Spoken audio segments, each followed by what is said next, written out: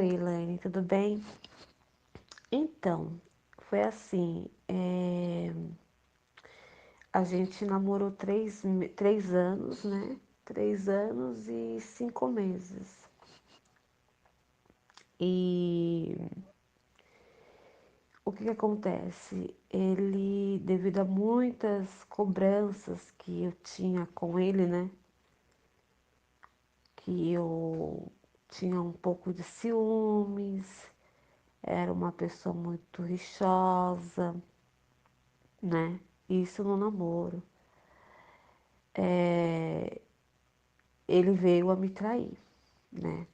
Ele traiu, ele ficou com uma outra pessoa, eu acabei descobrindo, e aí eu resolvi terminar.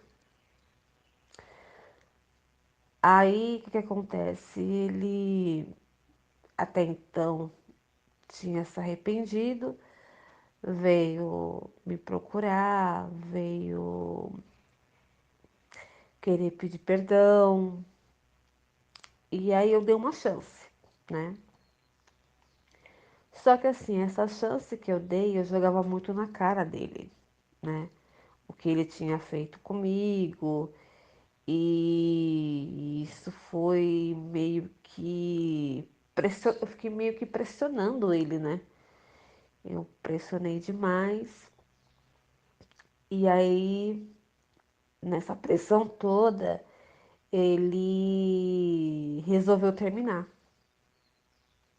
E um belo dia ele pegou e veio, chegou em mim e disse que não queria mais, que não me amava mais, né? Ele dizia: eu não quero mais continuar nessa relação, você fica jogando toda hora isso na minha cara e não dá certo, você meio que minou o sentimento que eu tinha por você e o sentimento que eu tenho já não existe mais.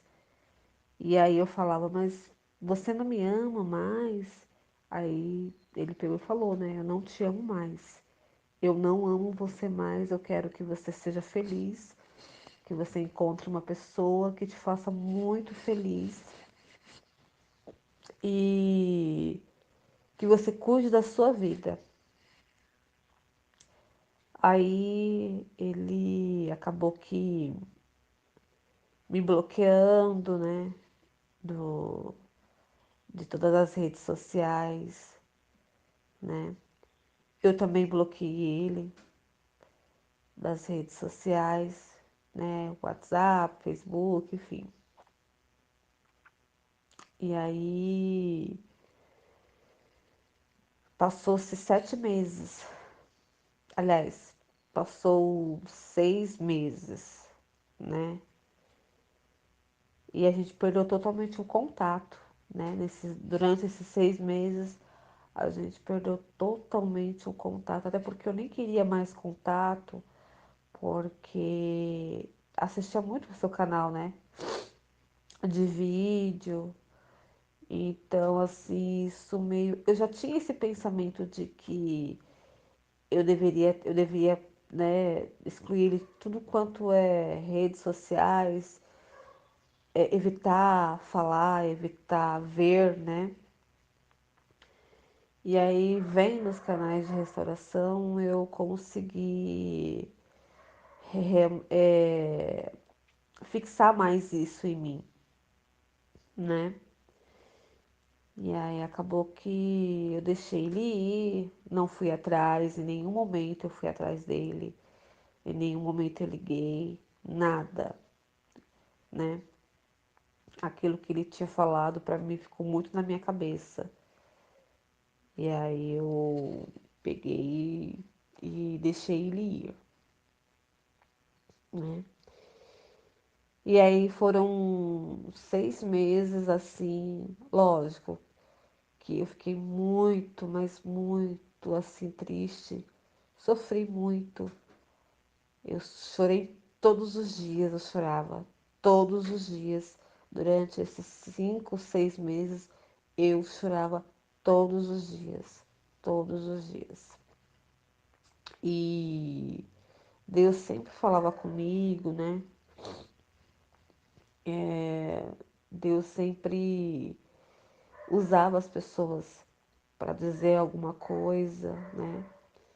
Comecei a frequentar a igreja, comecei a me aproximar mais de Deus, né? Nesses 6 meses que eu sofri muito por causa dele.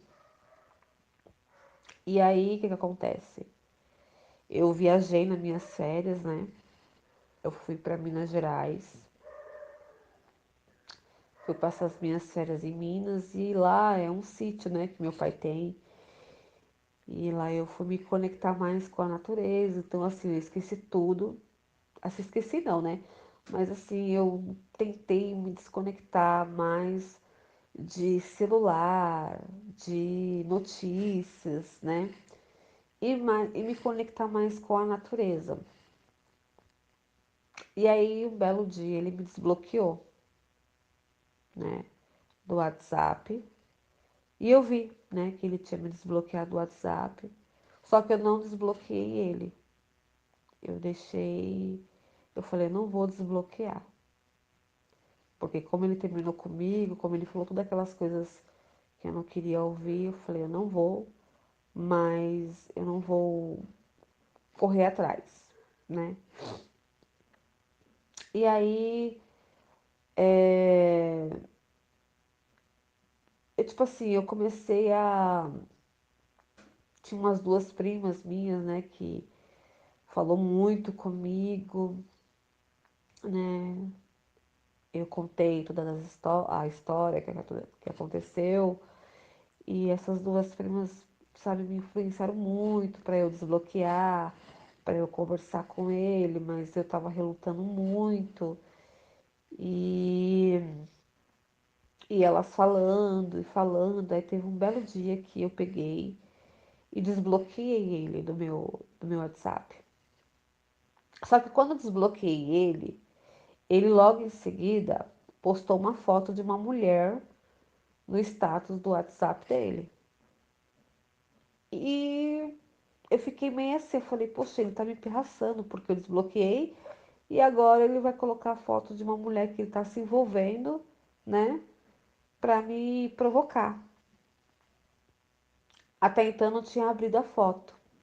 Quando eu fui abrir a foto, aí tava lá, né, que é uma prima dele, e essa prima dele, ela veio a falecer de Covid, né? Ela veio a falecer de Covid e aí aquilo me comoveu muito. E eu peguei e mandei uma mensagem, né? Dizendo que eu sentia muito, né?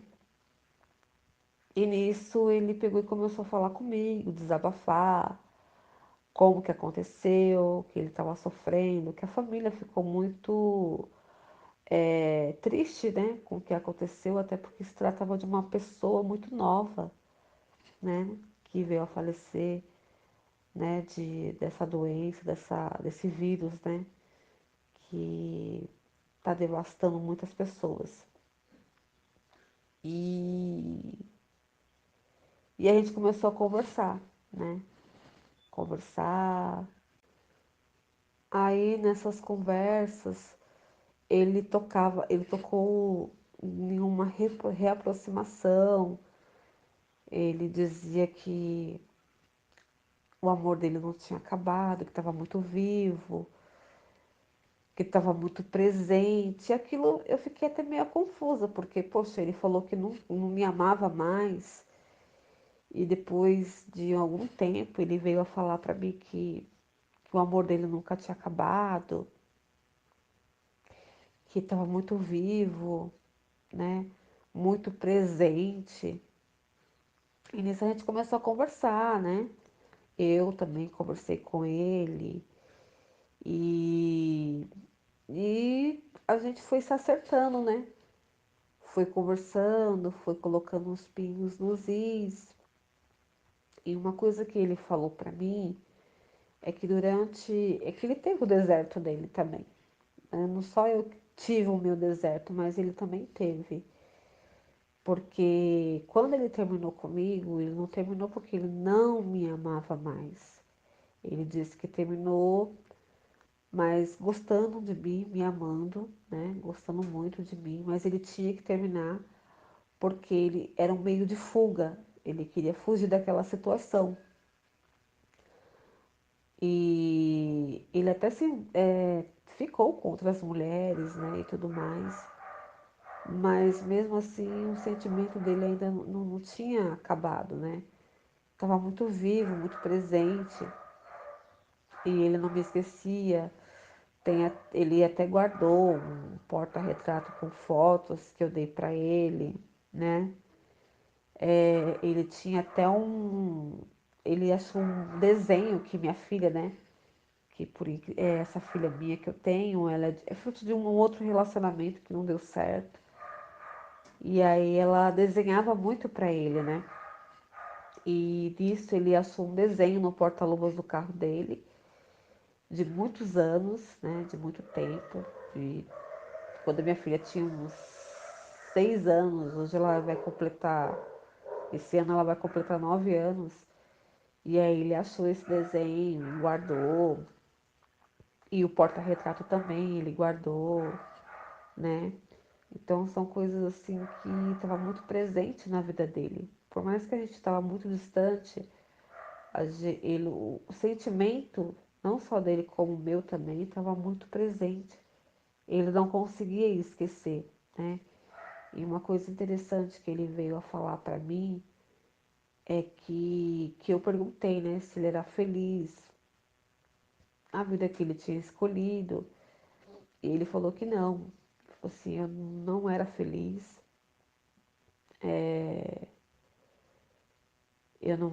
Eu estava na vida promíscua, mas eu não era feliz. Aquela vida não era para mim. Eu nunca quis aquela vida para mim. E, e isso a gente foi conversando, né, durante um mês, nas minhas férias.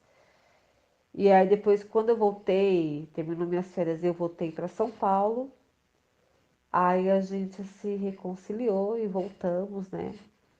Estamos juntos agora, né? E já com planos para casar, né? E é isso.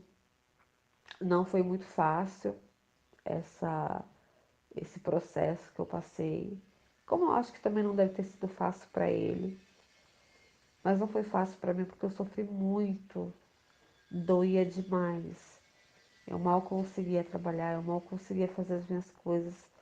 Depois de um tempo que eu fui deixando um pouco de mão, né? Eu fui conseguindo fazer as minhas coisas, mas foi muito difícil. Só Deus sabe o quanto que eu sofri por ele. E creio eu também que não foi fácil para ele, né?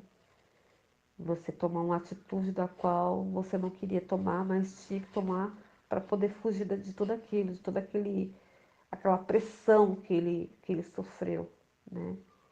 Hoje em dia eu não toco mais no assunto, esse assunto de traição, ele morreu, né? E hoje em dia eu foco mais em ser feliz como ele também. E graças a Deus, ele, ele restaurou meu namoro, né? Com uma pessoa que, para mim, é uma pessoa maravilhosa, uma pessoa boa, não só comigo, como com a minha filha, né? E Deus restaura o que Ele quer, né? Muitas das vezes nas minhas orações eu sempre dizia para Ele, para Deus, que eu só queria que a restauração se fosse da vontade dEle, né? Eu não queria que fosse a minha vontade, mas sim a vontade de Deus, porque a vontade dEle é boa, perfeita e agradável. Então, sempre nas minhas orações que eu orava, eu sempre pedia muito a vontade de Deus, não a minha vontade, né? Até porque se trata de um namoro, não de um casamento. Então era sempre a vontade dele. que se ele tivesse que voltar, que voltasse totalmente transformado, né? E muitas das vezes eu fiz campanhas, né? Pedindo um discernimento, um sinal para Deus, e muitas das vezes ele falava comigo, né? Através de pessoas, da palavra, e isso foi me fortificando muito, né? É claro que eu também tinha que me restaurar, eu tinha que mudar muita coisa em mim, né? Porque, claro que a maior parcela de culpa foi a dele, né? Mas eu também tinha um pouco de culpa nisso, né? Uma parcela de culpa, né? Então eu tinha que mudar um pouco o meu jeito, a forma que eu falava com ele, a forma que eu cobrava dele. Então muita coisa assim eu tive que mudar, né? E Deus foi vendo a minha transformação até que a restauração ela veio, né? E os dois estão mudados, transformados. E a gente tenta fazer de tudo para que a nossa relação fique bem, né? Um respeitando o lado do outro. E é isso.